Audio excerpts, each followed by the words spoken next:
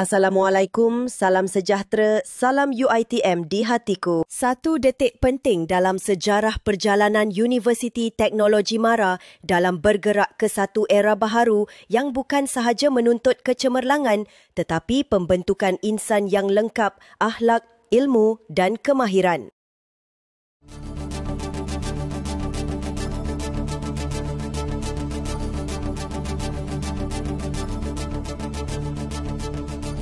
UiTM melancarkan visi, misi dan falsafah baharu sebagai kompas kepada masa depan generasi bumiputera profesional.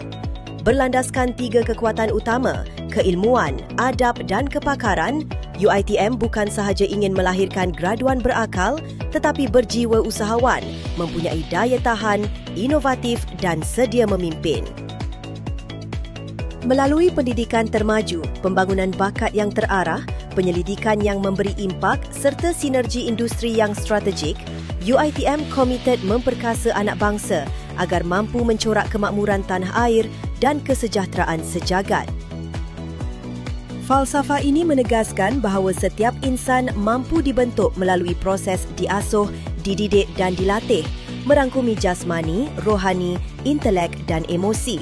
Di sinilah UiTM berperanan bukan sekadar sebagai institusi pendidikan tetapi penjana masa depan negara.